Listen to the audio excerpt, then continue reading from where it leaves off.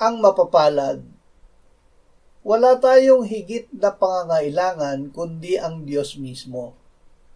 Sinabi ng Panginoong Hesus, kung ang isang tao ay nagmamahal sa akin ay kanyang tutuparin ang aking salita at siya ay mamahalin ng aking Ama at kami lalapit sa kanya at kami gagawa ng tahanang kasama siya.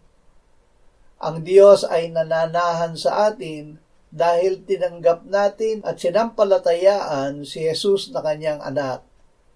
Dahil si Jesus ay nasa Ama at tayo ay nasa kay Jesus, tayo rin ay nasa Ama sa pamamagitan ng Espiritu Santo.